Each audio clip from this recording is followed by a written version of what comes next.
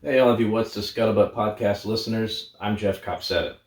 And this year for Memorial Day, all three of your hosts here have decided to adopt a veteran of the greatest generation and tell a little bit of their story.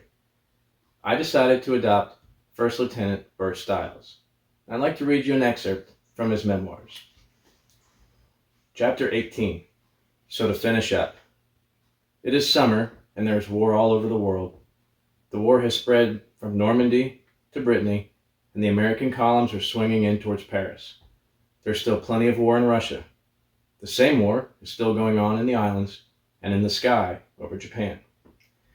I can only think about it in terms of moments, chunks and stretches of eternity measured in minutes. So far, I've lived through it. So far, the Lady of Luck has let me come through. There is hope as bright as the sun that it will end soon. I hope it does. I hope the hell it does. It will be a long time before I have made up my mind about this war. I'm an American. I was lucky enough to be born below the mountains in Colorado. But someday, I would like to be able to say I live in the world and let it go at that. The trouble with me is, I don't even know how to start to build my share of the one world. So if I get through this, I will have to get on the ball and learn something about economics and people and things. If that is vague, it is because I do not know where to start to be specific. In the end, it is only people that count, all the people in the whole world. Any land is beautiful to someone. Any land is worth fighting for to someone.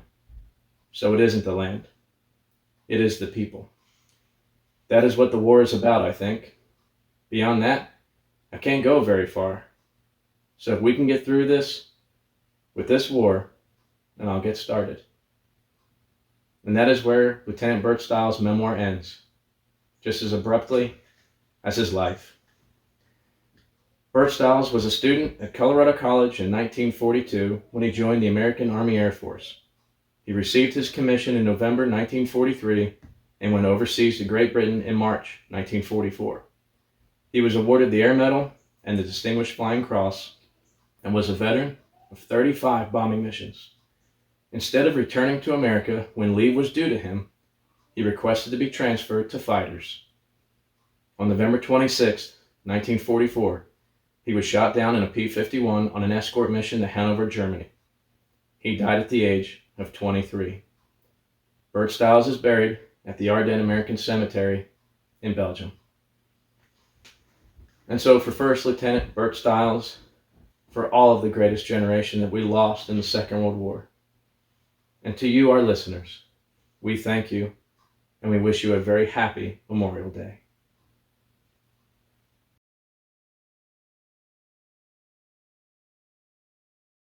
Hey guys, I'm Henry Sledge. On this Memorial Day weekend, I want to commemorate Captain Andrew Haldane, U.S. Marine Corps. Captain Haldane was my father's commanding officer in K-35.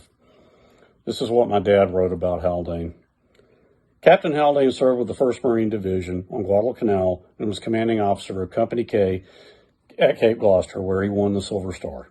During a 5-day battle, he and his Marines repulsed 5 Japanese bayonet charges within 1 hour in the pre-dawn darkness. He led Company K through most of the fight for Peleliu. On 12 October 1944, 3 days before the Marines came off the lines, he died in action. The Marines of Company K and the rest of the division who knew him suffered no greater loss during the entire war. Of the day that Captain Haldane was taken from us, this is what my father wrote. Never in my wildest imagination had I contemplated Captain Haldane's death. We had a steady stream of killed and wounded leaving us, but somehow I assumed Ak was immortal.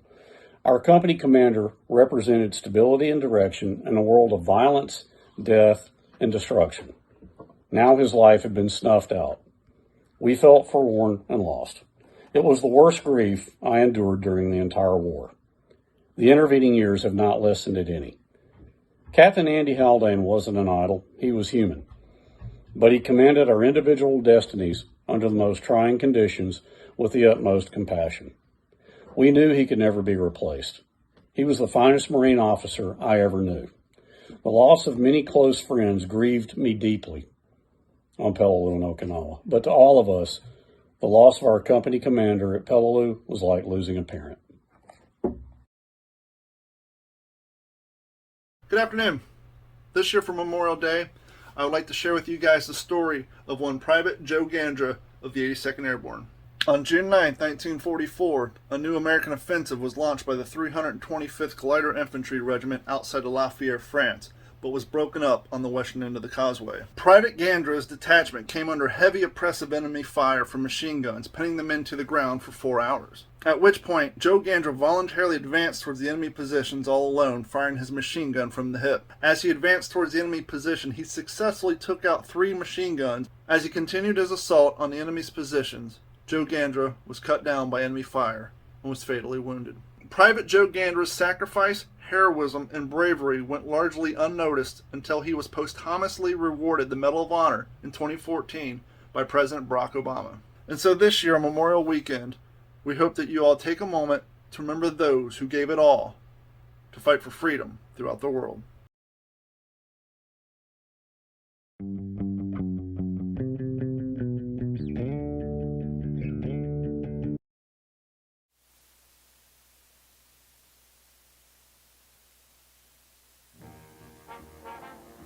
Digital 410 Productions proudly presents the What's the Scuttlebutt podcast with your hosts Don Abernathy and Jeff Copsetta. One of the greatest fears I had was, would I be able to do my job? Because never having been under fire, never having been in the stress of combat, everybody goes through that.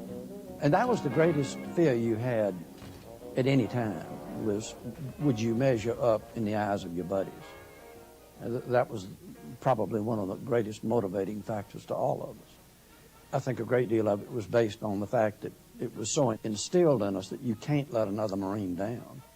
So consequently, you wanted to always measure up and do your best. The pre-landing bombardment had commenced. The din and the noise was so absolutely incredible, it's indescribable. You couldn't even yell to the man right next to you and have him hear you. I was absolutely scared to death, and so was everybody else. And the main thing that concerned me was I was afraid I was going to wet my pants. And yeah, I looked at the island, and all you could see, it just looked like a thin line.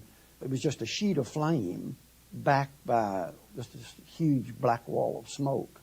And I thought, my God, none of us will ever get out of that place. All up and down the beach, shells were going off. Amtraks were getting hit on the beach before they could let the guys out. You could see guys falling all along the beach because of the extremely heavy small arms fire and artillery and waterfall.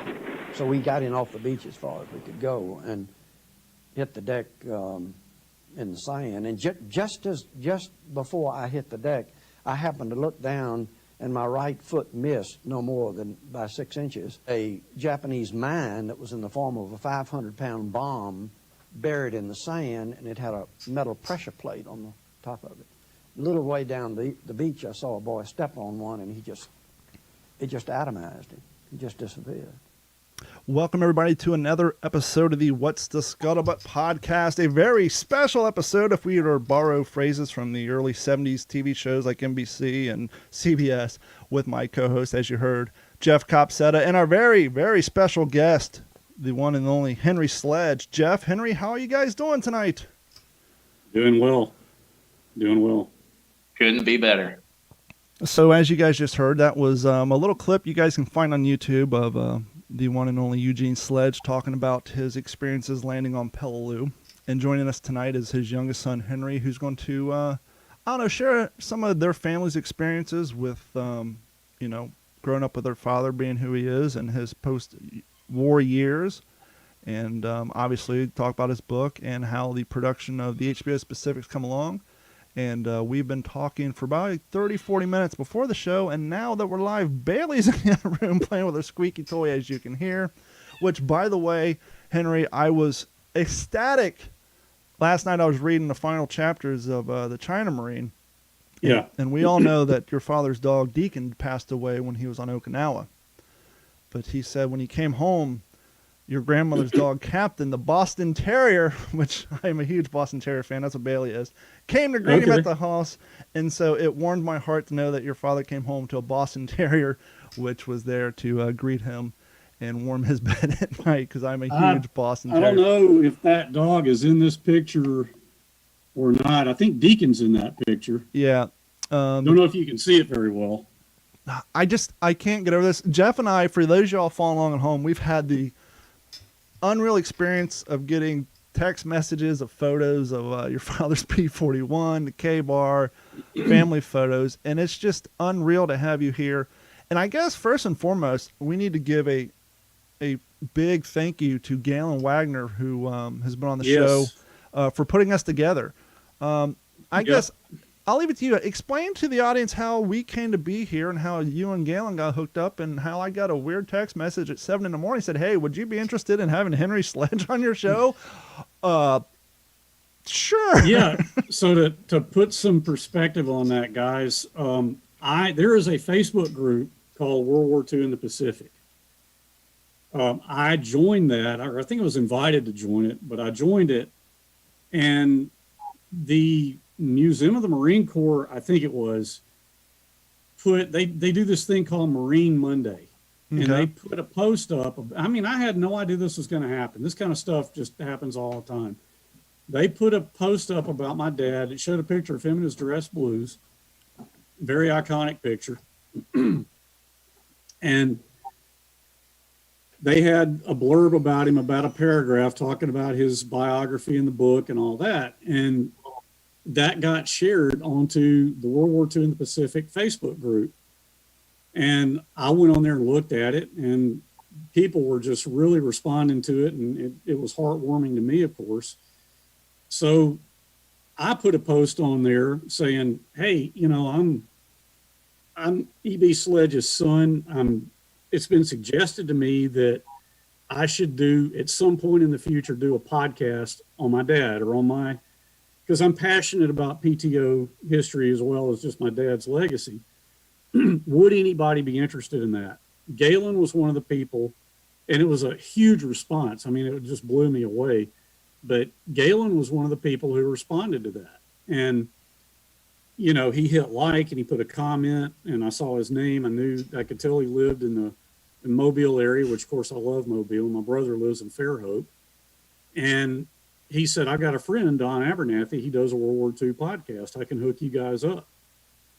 And so that's kind of how we got to be where we are, Don. And so you and I got to chatting, and then I sent Jeff a text. And Jeff, what did you think when the text message came across your phone? I couldn't believe it. I think I was down in Crystal Beach still when you sent me that, and it was just, everybody in the greatest generation is equally important for our success in World War II and who we are today.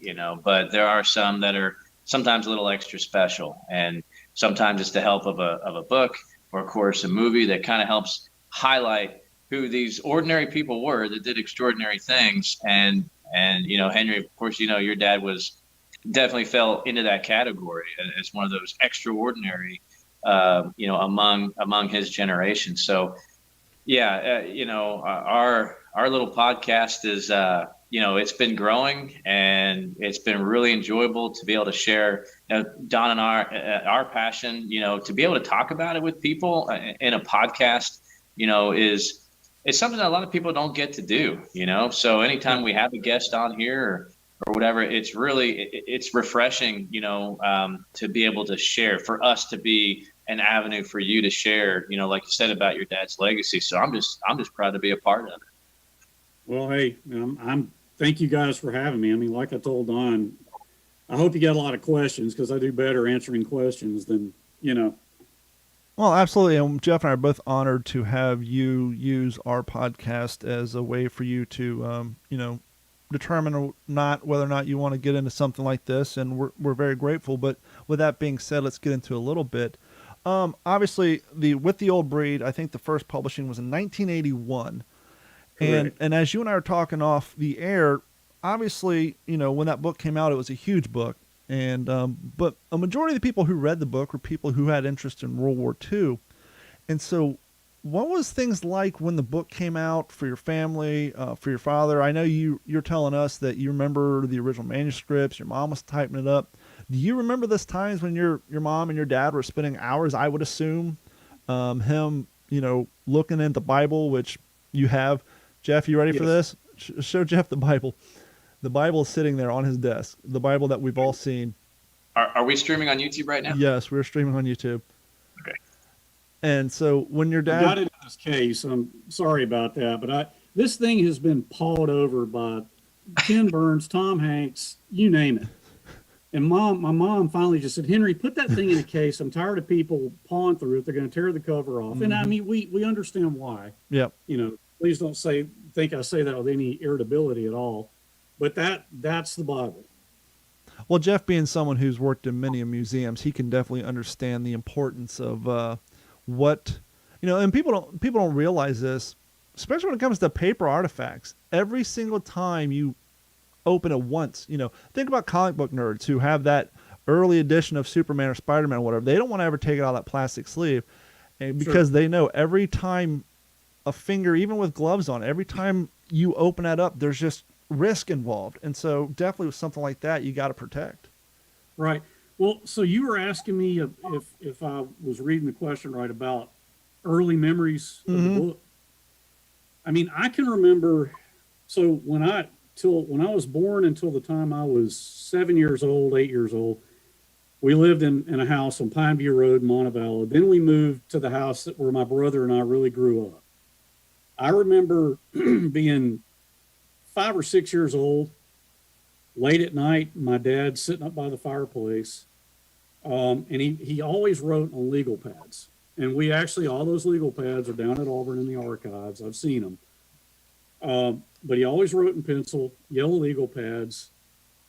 And probably not long after he and my mom got married, which obviously would predate my brother and me, he took the pieces of paper out of the Bible and expounded on those notes and made an outline. Okay. What I remember is getting up late at night and coming through there in my pajamas with little footies on them, Dad, what are you doing? And my dad's nickname for me my whole life, I don't know why, but he called me Big Shot. And I remember saying, Big Shot, I'm just sitting here working on something. And he'd be sitting there, by the fireplace writing. And I'd say, okay, well, I'm going to bed, and he'd send me off to bed. But those are the earliest memories. I remember very well, going to the dime store in Montevallo and getting the plastic bags with the soldiers, the green plastic soldiers. Yep. And I would play with those things. And I can remember, now we would have moved at this point, so I'd be like 8 years old or so. I remember being on the floor in the den playing with those little green plastic soldiers and hearing my mom in the laundry room behind the den typing the manuscript. Wow. And there was a table, this little rickety table, and I can close my eyes and still see that manuscript just piling up like this. And, my brother and I would take it and read it because it was double spaced, just typed on an old typewriter. And, we would read it. And, of course, what my father's always said, his reason for wanting to write the book was to create a written record for my brother and me to have some understanding of what he went through in World War II. Because we all had an interest in military history. We had ancestors who to us to read their letters that they wrote home. And so he wanted to create something for the family to have some idea of what he had seen and experienced as a Marine. And I think it was, my mom was typing this stuff and she, it's well known. She said, Gene, this is pretty extraordinary. You ought to get this published. Yeah. And of course, if you had known my dad, he was not a self-aggrandizing person at all. I mean, really self-effacing. And he was like, no, there's no way anybody's going to want to read this, but she persisted. And I remember, a lot of late night conversations. There was a study in our house on the second floor where, he spent most of his time. It was on the back side of the house where I grew up. And he would sit in there for hours writing, the manuscript. And of course, they would meet and talk about, well, we need to get contacts. And he started contacting some old officers that he had known to lend their credibility to it. Austin Schaffner being one of them. And I remember a lot of long phone conversations. I remember, man, I can close my eyes and still see this huge manila envelope with the manuscript, and he had sent it to a publisher. And I remember the mail came one day, and I walked up to the mailbox with him, and he said, takes this thing out. He said, well, this is probably a rejection. And it was a publisher sending the manuscript back saying, we're not interested. Wow. I was going to ask you how many he went through before he got accepted. Third one. Wow. Third one was the charm. It's got to be a little weird that here you are talking to two relative strangers, and you talk about when your parents get married, and I can pick up this book and say, well, your parents got married on March 12th, 1952. Yeah. I know from the book, China Marine, if for those of you following along at home or listening to the podcast, I'm sure most of you have read With the Old Breed. Pick up China Marine. This is a very good point, period, stop. It wraps everything up. And you and I are talking about this, that when your father sent in the original manuscript, it basically included a lot of the material from China Marine. But as the book saw editors, they said, okay, you were telling us that they had a page quota that they wanted to stick to. Wait, say that again now. You were telling me before the show that they said, hey, we want to keep this within so many pages. And oh, yeah. So when Presidio Press, who I think has been bought by Random House, when they agreed to publish the book, 1980-ish, and I can remember my dad and my mom talking about this, and they were like, well, hey, this thing's too big for the average person, 300, 320 pages, something like that. Let's keep it around that. Let's have you, the beginning, Peleliu, Okinawa, you come home, let's end it right there. The whole part about doing China Marine, which, my dad's China service, I mean, he cherished those times. That was a healing time for him. And I mean, really, Don, you just read China Marine. It's been years since I read it. That episode, that part in there where they're on the ramparts of that fort watching the Japanese tank column go out at dusk, and my dad, and maybe I'm getting ahead of things. Maybe I shouldn't go into all that. You can go into it. Well, the reason I bring up is, one, in this book, your father explains that he met your mom at a friend's wedding. But yes. to rewind real quick to what you're getting at, I'm a World War II guy, and Jeff, you may be the same way, but then again, you're more military minded. Maybe you knew. I just assumed, okay, 1945. We know from With the Old Breed, the horrible story said on Okinawa, they got to the one shore. They said, okay, turn around, walk the other direction, and clean up the battlefield and bury the dead, which your father was very resentful for. Right. Obviously, but the fact that people don't realize that China had a power vacuum, kind of like we're seeing right now in the Middle East. Won't get into that. But China had a power vacuum, and you had the China Nationalist Army, which was allied with the United States, and the Air Force, or the Army Air Corps, was flying in nationalist soldiers trying to get them through northern China. But you had the Communist Party coming up. And as you're saying, here your father was, and other members of his, K-35 who were assigned there, they're sitting in this fort, if you were, and the Japanese who are still there are now fighting on the side of the China nationalists. And for him and for us, the war is over, but he's got artillery flying over his head. And as he said in there, I don't know what they're thinking, but for some reason the China nationalists, they fire their artillery at the same exact time every night. So by clockwork, so all the communists have to do is get in their bunkers and wait until the 3 minutes pass. But the war's over for him, but here he is, could very well have a short round. There were Marines over there who lost their lives in those skirmishes, protecting those trains. And he's watching these Japanese soldiers, Jeff, if you can imagine this, with a tank, and he's standing there with the same Thompson he had on Okinawa, How do you go from fighting an enemy for 2 years, sleeping in foxholes with one eye open, waiting on a bonsai charge?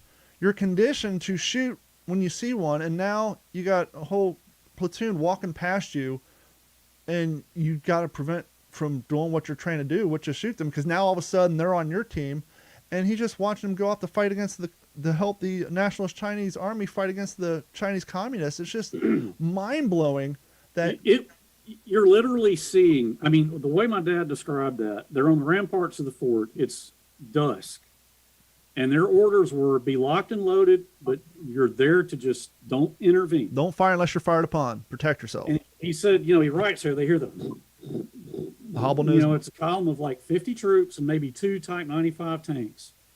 And, the dust is stirred up, the tank's headlights are on, and it's cutting through the dust. And as the tanks pass under them, and the troops are, in their helmets and everything, and the under them, and the commander in one of the turrets has the turret open. He's got his ceremonial headdress, his ceremonial samurai, white gloves, and he looks up at him and salutes as he goes by. And my dad, I remember him and me talking about that. And, oh my, but we're up there going, we've been killing these SOBs for 2 years, and now they're our allies. It was literally, if you think about it, and you've already done a great job setting it up, Don, it was the beginning of the Cold War, which defined the period that I grew up in. I remember when the Russians went into Afghanistan in 1977 and being terrified of seeing Leonid Brezhnev. I was like, man, this guy's going to drop a nuclear, he's going to shoot missiles at us. But not only were they the allies, but they had on the same damn uniform that he was shooting at 6 months before. Right. So it's not like, okay, here's Japs, but they're in, uniform change. No, same uniform, same gear, same equipment. And these guys have PTSD. They've had nightmares. They've been seeing these guys in their sleep, and here they are watching them and just fighting the urge to do what they've been trained to do for years. And it's just, to me, that part was crazy. But he goes on in great detail about his relationships with the family and I want to bring this up. I know during your time growing up, did your father bring up the preacher and the family that he stayed with over in China on throughout your childhood, or was it just come up every once in a while? I think it's Father Marcel. So you hear so many people say, well, my grandfather was here, there, or wherever, but he never talked about it. Okay. For whatever reason, my father was not taciturn about it at all. Okay. I can remember, and if I stray too much in trying to answer your question, I apologize. No worries. But, there was, what I'm trying to say is there wasn't much about it all that he didn't talk about. He didn't talk about the blood and the gore when I was a little kid. Sure. But, I can remember being out. In fact, there's a picture of me out in the yard. I was probably 4 years old with my little play bench set, workbench in the backyard. And my dad's in the background with his HBT cap, just like you guys are wearing. I know that's a later model actually with a screen printed EGA, but he had his HBT cap, which I've got it back there in the closet behind me. And he would wear it when he'd be out in the yard doing yard work. Now we're talking, 1969 probably. It's a lot more threadbare now, I'm sure. But I've got it. But, I can remember, but to stick to your question about the Chinese family, my knowledge of that was not so factual. I was aware that he had been in China after World War II. Yeah. Yeah, it was Dr. Song, his family. Funny thing, you're talking about my hat. It's very hard to find reproductions that don't have the EGA on it, and Jeff can attest this. I did find one. It's actually on a slow boat from China right now. I did find one on eBay the other day, and it says no logo, because when I bought this one's actually close to 7 years old now. It's got rust spots on it. It's super salty from the Florida sun. It looks great, but I wish it didn't have the EGA on it, but I actually have one coming. Did World War II Impressions? I think I got one from them years ago. This particular one, when I first got into the hobby, I got this one off eBay years ago. But go ahead, Jeff. You've ordered a lot of uniforms from these guys. Yeah, maybe I'm mistaken, but I thought it was identical to the cover that the Army was issued. No, it's got a shorter bill on it, and it has these the Army one is more rounded, whereas the Marine Corps kind of had these, for lack of a better term, I'm going to say seams on them, or inseams, that kind of makes these little points, whereas the Army one's more rounded like a baseball cap. And the bill's a little shorter. I mean, I'd have to step away from the camera, but I can get my dad's if you want to see it. By all means. All right, give me a minute. And that's something, Jeff, maybe we can do on the next episode. I have my Army one. They are a little different, believe it or not. But yeah, I think the bills are a little shorter. I could be wrong, but they seem to have a little bit of a different shape. It could be the bill. I mean, I know you can kind of shape an Army to look like an 8-point cover. Yeah. But yeah, I know maybe there is a difference. I thought they were quite similar. No, they but yeah, got a little bit difference to them. It could be different. But yeah, so definitely for you guys, and we're going to get into with the old breed and the making of the Pacific Wow, and that's actually his pen, EJ, on there. Yes.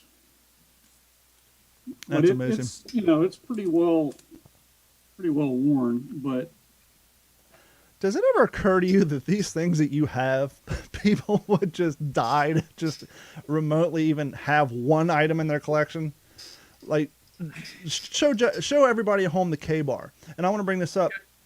In the China Marine, at the very end, when he gets home, he went to Camp Lejeune. He had to fill out a document, and they had an itemized list of all the things that you were expected to return. And the two things that he said he intentionally did not return, he listed as lost in the war, was that K-bar knife and his haversack. Did you see that haversack? Was that haversack around your house growing up? Do you guys still have the haversack? This is mind-blowing to me. That's amazing. Can you see his name? Yeah, it's right there, Sledgehammer. Yeah, I mean, this stuff was, again, because of... Oh, I didn't. So you guys want to see the 45 he carried. Now, Jeff, you're very familiar with the HBO of the Pacific, right? Oh yeah, of course. Of course, and Henry and I were talking about this. That is the gun that Henry's grandfather sent to his father. And now, for those of you watching at home or listening to the podcast, you think, wait a minute, in the HBO of the Pacific, he was sent a revolver. And Henry and I had a very long discussion about this before we went on the air when we were doing troubleshooting. Apparently, that was a decision made by, well, according to the scuttlebutt that was passed down through Henry's connection with the production, is that was a last-minute decision, allegedly perhaps made by Dick Dye.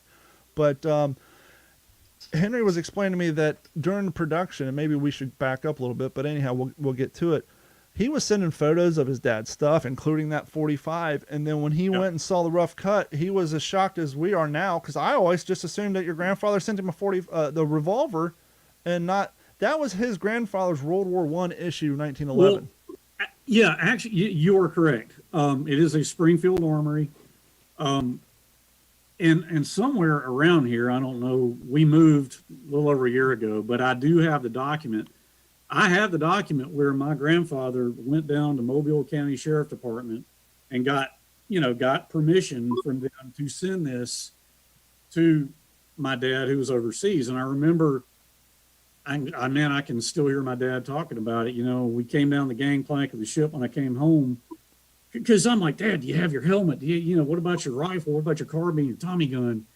No, we had to turn all that stuff in. But he said, when I came down the gangplank, they had a lieutenant there checking everybody off, making sure we didn't keep stuff. And he said, I had my 45. And I remember him saying, I told him, sir, this is my personal property. I have a paper to prove me. And the lieutenant just waved him on. Yeah. Jeff, do you have any particular questions about anything really before we get into, because Henry has some pretty interesting stuff about how the production came and his family being contacted to get involved with the book, with the production. But before we get into that, you have any questions for Henry? Yeah. We're like, I don't know, 15, 20 minutes in this episode. I'm still starstruck. I'm speechless, man. I'm just enjoying it. Not because of me. It's good, Well, to be fair, yes, it's for who your father is, but it'd be like a Yankee fan sitting down and having the opportunity to talk to the son of Babe Ruth. You know what I mean? It's just, not to put them in the same realm, but because And your father kind of pointed out in China Marine, he kind of feels, because he is a member of a staggering low number of men who did not get wounded or died in those campaigns from the 1st Marine Division. And he kind of mentions in here, he almost feels like it was because it was up to him to share the story, to get that book out. Yeah. And so because your father is one of, let's say, 7 voices of that era, at least in the mainstream, vernacular. Obviously, there's a bunch of books on it, but we're talking about in the mainstream realm, the realm of my normal 43-year-old counterpart who doesn't spend all their time producing podcasts and reading World War II stuff. The guy who's flipping through Spike TV or HBO and sees the Pacific on his Amazon list for Band of Brothers. We're talking about those people. The fact that mainstream people who aren't in World War II know who your father is, it's kind of a big deal.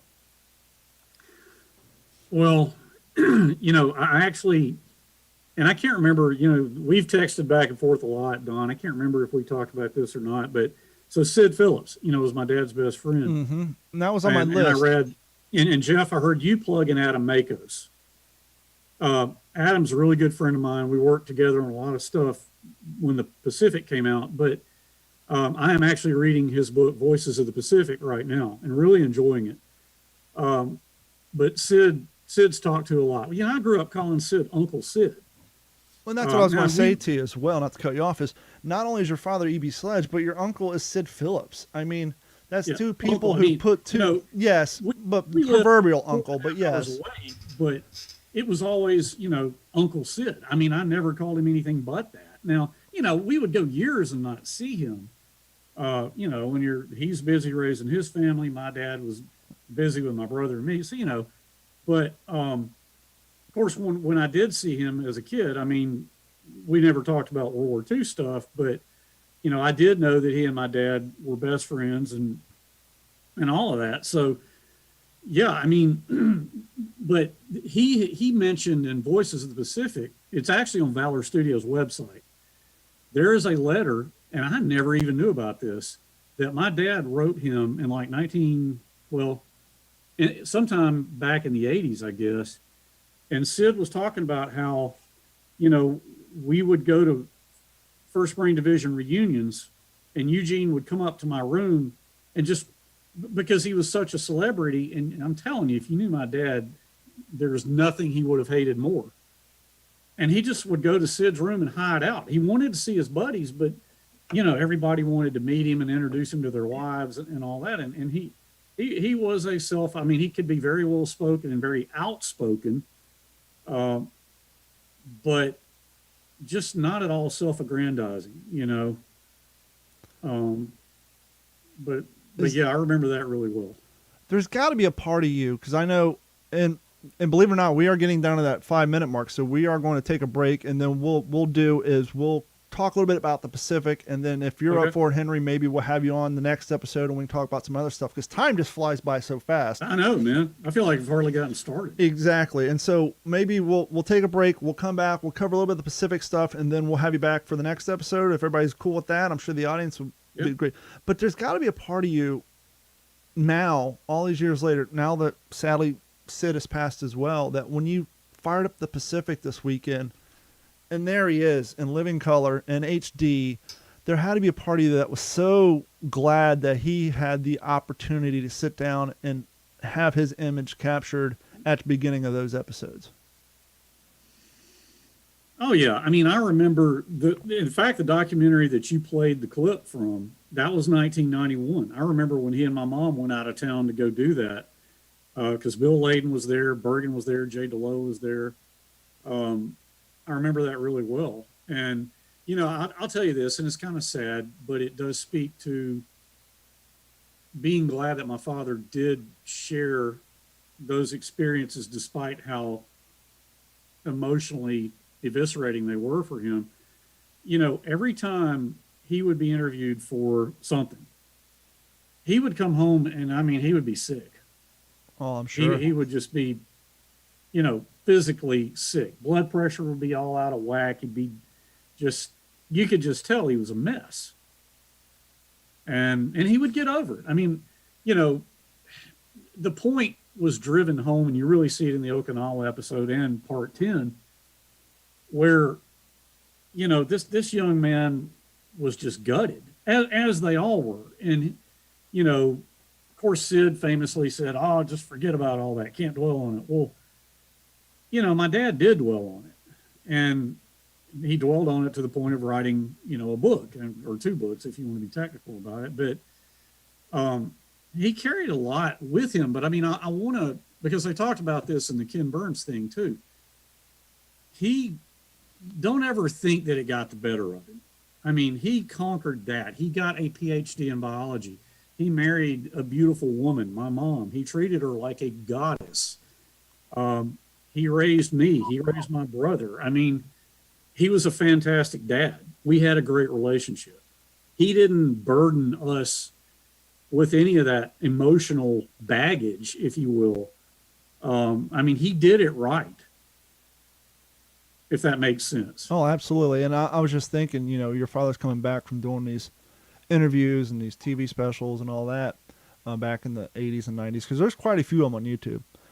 And you're talking about how he'd come home emotionally drained. And in the back of my mind, because I'm just fresh off of reading it, in the back of the book, he's saying that how he was able at a certain point to go to sleep at night is he had a recipe. He would sit there when he was going to school to get his master's degree in biology. He would sit there and think about plants and animals and all that. And he said he would basically do an hour worth of research or an hour worth of studying at night, and then that would turn his dreams into biological stuff and not stuff of the war. And so I'm thinking here is 1990s. He's already been a professor. He's already got his master's degree. He's already been doing his work, and he's probably comes home and goes up and probably reads about biology for an hour just to subside all the thoughts that he just talked about for an 8-hour recording session that day. Sure. So we are going to take a quick break. You guys hold tight there, who's watching on YouTube and Facebook, and we're going to make us a quick turnaround. Hold tight, and we will be right.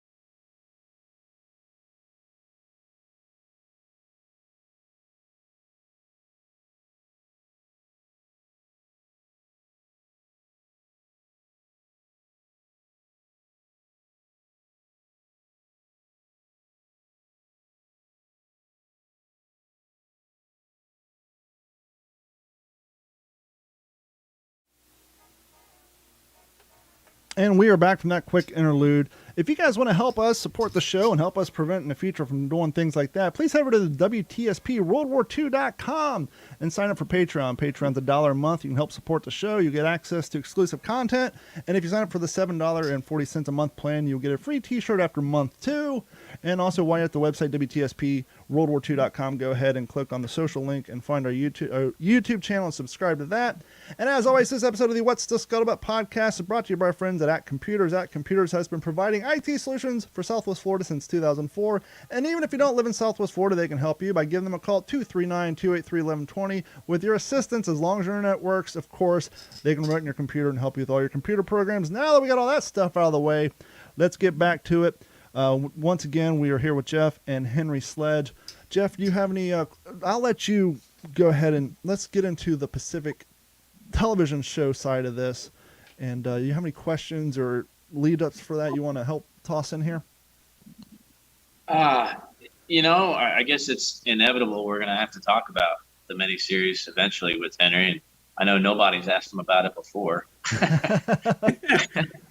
I don't have anything specific. I was actually hoping that maybe some of our listeners would kind of would creep in here and have a question about something with production or a detail here and there.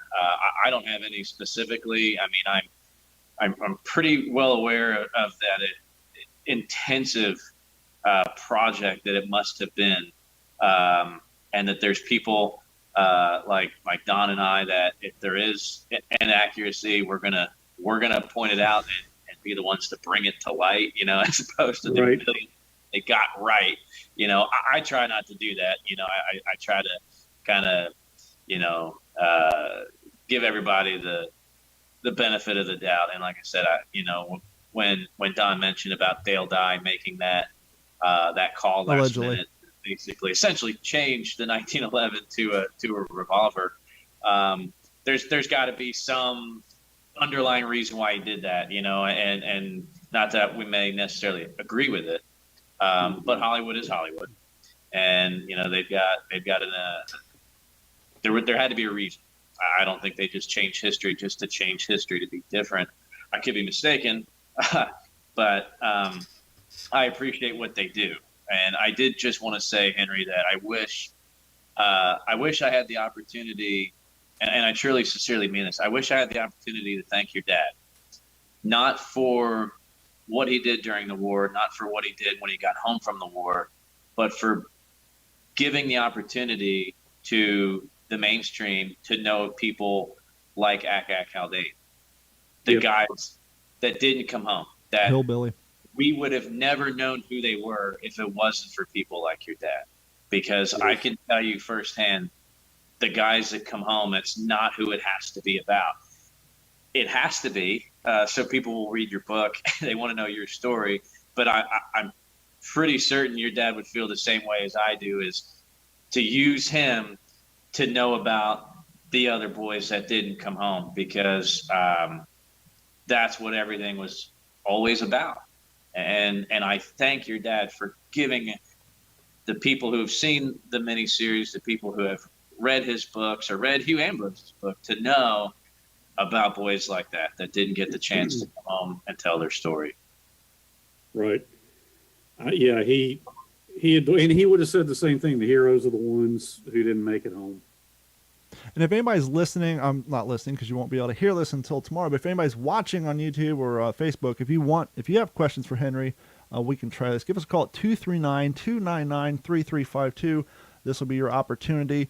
And if you're a little gun shy, maybe send us an email to mailcall@WTSPWorldWar2.com, and we'll read your questions for Henry the next time Henry comes on. Give us a brief rundown, if you will. You're explaining to me through phone conversations and text messages that one day you just got a call, I believe, from your brother saying, "Hey, someone in Hollywood's trying to gain rights to Dad's book." How did the whole thing come to play to your all's family? 2004. And the thing was, somebody years ago, and I don't remember if it was in the 80s or the 90s, somebody had bought the film rights to it and wanted to do something with it. And that never did get any traction. I'm But so glad that didn't come to fruition, because just the way technology was and storytelling, it wouldn't have been nowhere what it is today. But yeah, it was 2004.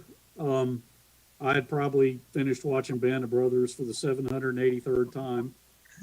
And, of course, was very familiar with Saving Private Ryan and the whole, Hank Spielberg treatment. And I mean, I can even remember having phone conversations with my brother about, man, I mean, I know World War II is not your thing, but God, Saving Private Ryan and Band of Brothers, it was so powerful, so visceral. Can you imagine what it would be like if they did something with Dad's book? And, my brother was like, man, the World War II has been done and done and done. I mean, it'll never happen. One more reason to do it. 2004, spring of 2004 to be exact, my brother started getting some pings that people were making inquiries as to the film rights. And so we found out Bruce McKenna, that he was interested in starting that process. And it was April of '04, I believe, when my mother and I were flown out to Hollywood, and we sat down with, and so was Sid Phillips, by the way. And we sat down and were interviewed and met with Hugh Ambrose was alive at the time, and Bruce McKenna. And really, despite I had some slightly contentious conversations with Bruce in the wake of the miniseries, or when it was, about some things that artistically were being done. But I mean, really, Bruce was the one, and he deserves the credit, and I'm grateful to Bruce McKenna. He recognized the impact, because the way he explained it to us, we sat down when we got out there, and he said, so Tom and Steven were just blown away by Band of Brothers, how successful it's been. And there's this palpable feeling that we need to do something for the guys in the Pacific. And Tom's all about that. He wants to do it. And he came to me, let's do something for the guys in the Pacific. Well, Bruce held up a copy of my dad's book and says, if you were going to do that, you have to have this book. And it was with the Old Breed. And there you go. And the Tom Lee classic 2,000-yard stair painting. And so that is a very simplified version of how the process started. And, we all went out to dinner that night. And I remember Bruce and Kirk Sadusky was with us too. And I remember Bruce saying, look, this is going to be a long process. And I would also say, in the nascent stages, the plan was to be 13 parts and 5 main characters. And I remember that very well. And so it was going to be Lecky, Sledge, Basilone. The 4th character was going to be a naval aviator. He was at Midway. Was it Vernon? Yeah, Vernon McKeel. No, it wasn't him. It was Elder, Robert Elder, or was it Best? I think Vernon was in Hugh's book. That he was a Dauntless pilot at Midway. I thought it was either Robert Elder or Richard Best, and Lord, I've read so many naval aviation World War II books, I should know, but I have been away from it for a while, and I'm just getting back into it. But he was going to be a character. And the 5th character, I honestly don't even remember. I don't even remember who the 5th character was supposed to be. But 13 parts, 5 characters. That was the idea. Because they wanted, I think I remember Bruce saying, yeah, Steven really wants to do the entire panoply of the Pacific War from start to finish, wants to cover all of it.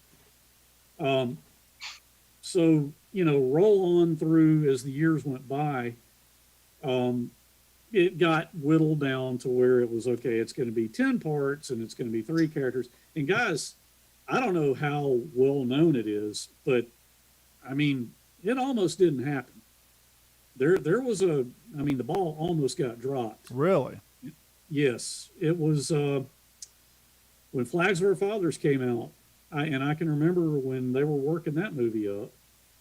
I remember the discussion because the Pacific, Flags of Our Fathers came out, was it 2006? I can look. Yeah, I think it was 06. The Pacific was not officially, in the expression that Bruce used with us through the whole process was getting greenlit. Mm-hmm. Getting greenlit. This thing, it doesn't matter what we do, how much money we spend, who we talk to, how excited we get. If it's not greenlit, it doesn't happen. And greenlit is where the suits at HBO sit down with Tom Hanks and whoever, and they go, okay, you're greenlit, go. We'll start writing the checks. 2004 was our initial meeting in Hollywood that I just told you about. It did not get greenlit until 2008. Wow. So Flags of Our Fathers came out, and I remember, I went and saw it, and my perception of it was it didn't really do that well. And if I remember correctly, I can't remember if Bruce told me this, or he might have told my brother, and then my brother told me. I think I talked to Bruce McKenna about this. In the wake of Flags of Our Fathers, and I don't mean to disrespect that story, that book, that movie. That is not my intention here. Sure. But I'm just being honest with what I remember. Mm-hmm. I think it lost some money. Yeah. And if I remember correctly, Bruce had to get on a plane and go see Tom Hanks, because Tom Hanks was actually saying, hey, maybe World War II isn't relevant anymore. Maybe we don't need to do this. Well, Hollywood's synonymous for that. Anytime you have a project that has just the same theme as another project, if the original project doesn't do well, it'll put that stink on other projects that may have nothing to do with it other than the same setting. It happens all the time. Bruce had to go. He got on a plane and went to see Tom, because Tom was ready to just pull the plug on it. Maybe it's not relevant. Maybe, we've had Band of Brothers, Saving Private Ryan, and now this thing's not doing that great. It's not making money. And I may be wrong, guys, but I thought Flags of Our Fathers lost like $60 million. Wow. I could be wrong. If I am, I apologize. But I just remember the perception. It really did not do that well. But he got on a plane, went to see Tom Hanks, got him back on board, assured him, yes, Tom, it is relevant. It will always be relevant. We need to do this. And so things got back on track. And then in 2008, we got the call, hey, HBO greenlit it. We're a go. It's happening. Yeah, according to Wikipedia, although it was considered a box office failure, only grossing $65.9 million against the $90 million budget. So they definitely lost some money there.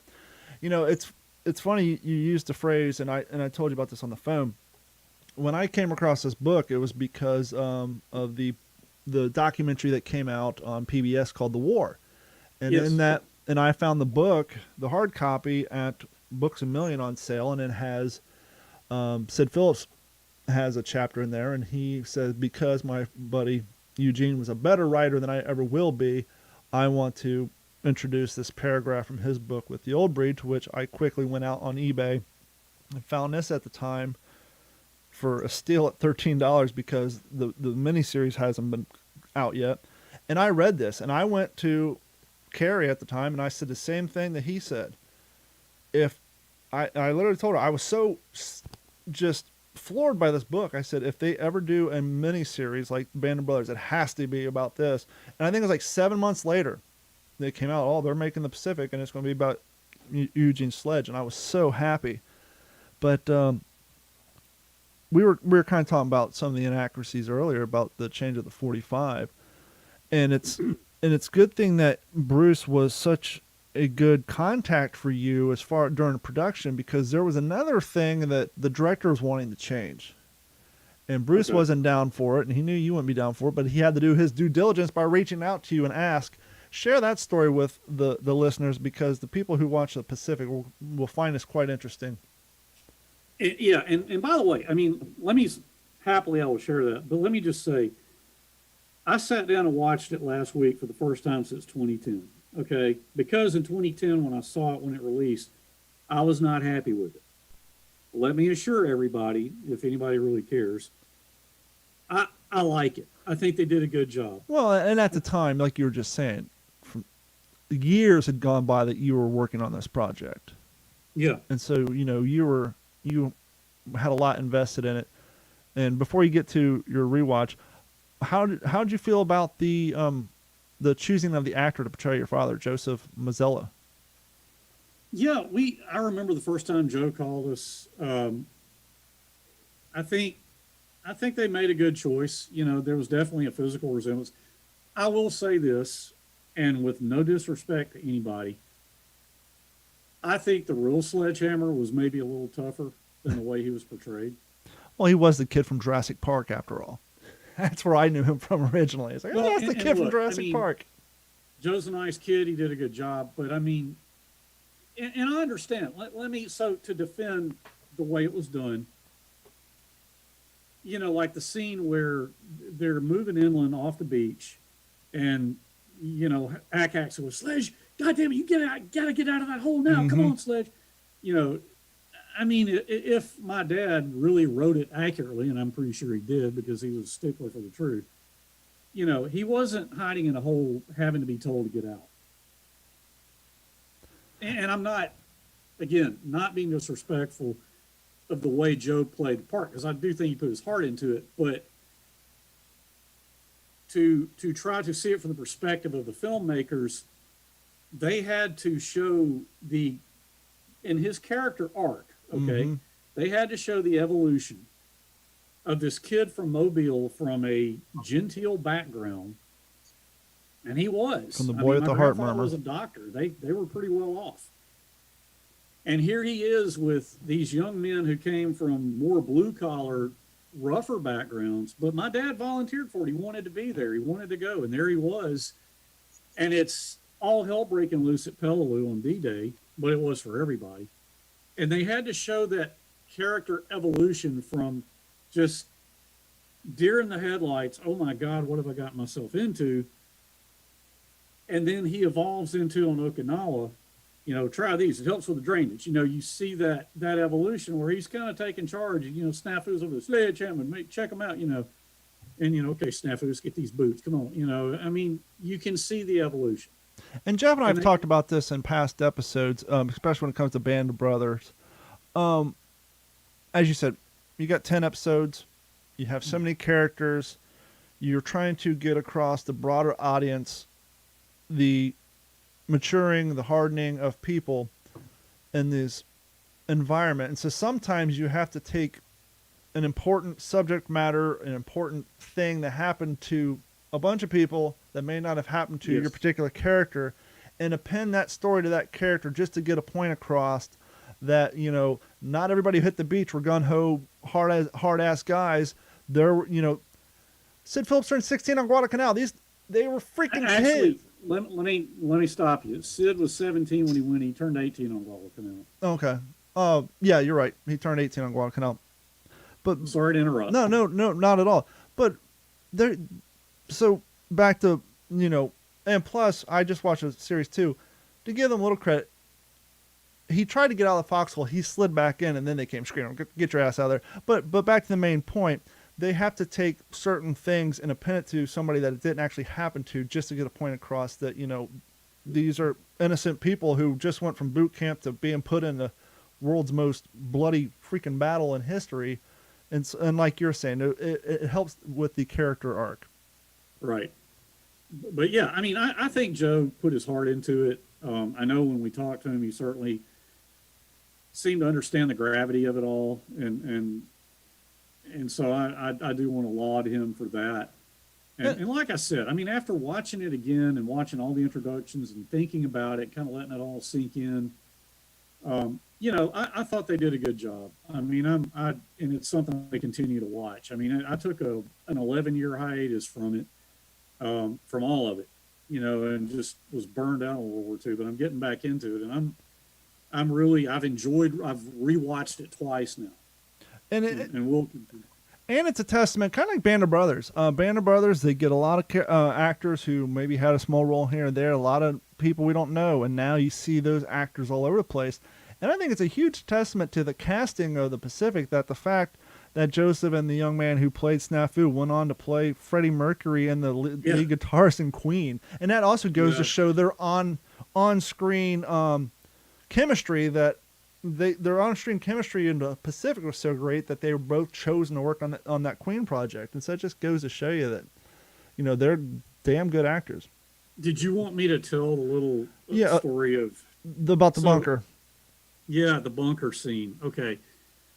It was really cool to actually see that bunker on Ingusibus when I went to Peleliu in 1999. But so Bruce McKenna called me one day, and he called my mom and my brother, and he said, "Okay, Henry, we're getting really close to where we're going to shoot that scene of your father at the bunker. And the director is concerned that at this point we've seen, several hours of a lot of shooting and killing, and a lot of blood and gore. And the director's concerned that, the Amtrak came up, fired 2 rounds into the side of the bunker. And then, the way my dad wrote it to me was just so cool. I've played that scene over so many times, especially when I went to Peleliu. And as the dust clears, standing in the door, or standing in that aperture of the bunker, is a Japanese soldier with a grenade trying to hit the percussion cap on his helmet to make it go to throw it at him. my dad draws up with his carbine and just starts squeezing off rounds into his chest. And Bruce said the director doesn't think that shooting the scene that way will convey the proper weight. And he wants to change it. I'm like, okay, well, I'm not liking where this is going. What the hell does he want to change it to? And he said, well, he's thinking about having Sledge kill the guy with his bayonet. And I said, well, Bruce, you know, my dad and I talked a lot about all of this stuff when he was alive. And I said, the only problem with that, well, two problems. Number one, it's not the way my dad wrote it. You're altering what he wrote in his book. And so you're taking away from the verisimilitude of the whole experience. But I said, you know, I remember being a kid asking my dad, you know, did you ever get into a bayonet fight with a Japanese soldier? And I remember my dad saying, hell no, I never let him get that close to me. You know, we had the carbine, we had the 45, we had the M1. I wasn't going to let him get that close to me. And the Japanese were well known for their skill. Bob, let me show you this. Let's see. Whoa, wow. My dad took that off a Japanese soldier in the bunker. Yeah, because in the series they show him picking one up and then throwing it down in disgust, and then that's when later up in the Umer Brogel, he picks it up and he throws it down, and then, you know, says, "What you doing, Sledgehammer? Don't." Yeah, germs, full of germs, you know. But yeah, he got this off a Japanese soldier in the bunker. But so they were going to have him, you know, stab him with his bayonet. And I said, well, you know, I've talked to my dad about that. He was pretty articulate about having never done that. And, well, but, you know, the director's really concerned. And I said, well, Bruce, look, you guys are going to do what the hell you want to do, but you're changing something that I really don't think should be changed. And of course, you know, my mom was just horrified at the idea because just, you know, killing somebody with a bayonet is, I guess, so much more gut wrenching than shooting them repeatedly in the chest, you know. But I said, look, the moral grounds of it don't bother me. It's just the verisimilitude of it. You know, I know he never did that, but anyway, so Bruce said, okay, let me go back to the director. We'll talk it over and we'll try to do you proud here. And so, and then we all know, you know, how the scene unfolded. Well, I'll be honest. The first thing that comes into my mind is I'd have told him, you figure out a way to put that bayonet on a carbine in Peleliu that didn't have a bayonet lug. True. And come back to me. Yeah. Then we'll talk, because I don't see that happening unless they really would have altered history to have a different variant carbine with a bayonet lug on it that wouldn't have been around at that time. Yeah, because they could have got the same result. They could have got the same result with a K-bar, and that would have been more authentic. Yeah. And it's still changing history, but like Jeff said, you know, you can't put you're issued a carbine, you don't have where are you going to put the bayonet? And you know, not to, because again, I think they did a good job. I like the miniseries. I mean, I really do. And I'm going to keep watching. They did a fine job. But, you know, in that scene, Bill Layden, who was nothing, the real Bill Layden was nothing like the way he was cast, by the way. You know, of course, the grenade went off. He's Gene. Nobody called my dad Gene. Everybody called him Sledgehammer. I mean, everybody called him Sledgehammer. You know, so I was just kind of like, why are you you heard that a lot in the miniseries that they call him Sledgehammer, but, you know, that was a little annoying, but. Less syllables, easier to tell. I guess, but, you know, and when the flamethrower comes up and then, you know, Snafu's die, you know, effing die. I mean, my dad was not just sitting there staring at them doing that. I mean, he was involved in the entire process. Yeah. Well, I think this might be a good place to put a pin in this episode to leave people wanting more. And Henry, if you're up for it, you're more than welcome. Maybe next episode we'll have you back and we'll pick up here and we'll get into a little bit more into it. Okay. Sound like a deal? And we want to hear from you guys. Email us because, as Henry was saying at the beginning of the podcast, part of the reason he's doing this is he is really toying with the idea of starting his own podcast because he has a passion. One of the things we haven't got into, maybe we'll talk about a little more next episode, is over the last year or so you've been kind of getting into the voiceover world. And Yes. and so we thought, well, what a better way to get comfortable behind a microphone, get comfortable reading copy, and getting into the world of voiceover work than not only doing a podcast, but doing a podcast, sharing more of your father's stories and life that wasn't covered in a miniseries, and didn't meet that 333 page quota in the book. And I think you have a lot of interesting stuff that you can to share. And I would not be surprised that when you start your podcast, if more family members of some of the people that your father served with start sending stuff your way, and it would be amazing to see where it goes. So email us questions for Henry, and email us, let us know your thoughts on Henry starting up a podcast. I told him off the air I'd be more than happy to help him figure out the logistics, all that, and all that good stuff. But on the behalf of Jeff Copsetta and Henry Sledge, we're going to wrap it up, but we'll be back next week. And not next week, but next episode. We want to hear about your trip to Peleliu.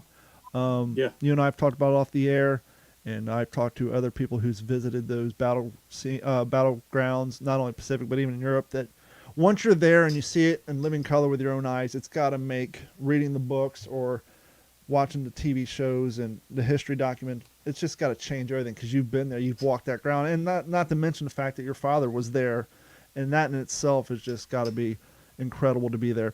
So we're going to wrap it up. Henry, thank you so much. It's been a true pleasure. I know Jeff's enjoyed it as well. Yeah, I enjoyed it too. I mean, I hope, like I said, keep watching the miniseries. I thoroughly enjoyed it. I thought it was good. But I hope people enjoyed this. I mean, I hope they'll want to hear more. Jeff, you got any closing thoughts, friend? Yeah, I can't wait to kind of share my first experiences of watching the Pacific for the first time, and Band of Brothers as well. I can't wait to kind of talk from my perspective as well, and some of my thoughts. But we'll save those for next time. And Henry, I just want to say, as a kid growing up, I used to go to different air shows just because of certain veterans were going to be there. Like Bob Morgan, the pilot of Memphis Belle, things like that. And I at 38 years old now, I have that same feeling being able to talk to you. This is like the next best thing for sure. At getting to something like that. So yeah, to say that it's been a pleasure for me is certainly an understatement. I can't wait till the next episode. Well, good. Thank you. And thank you guys so much. And we will talk to you all next week. Whoop, wrong button. See that? We're good. We're going great. Everything was fantastic. We're being professional. And I go and hit the wrong button because I'm simply trying to play the button of my daughter saying this. This has been a Digital 410 production.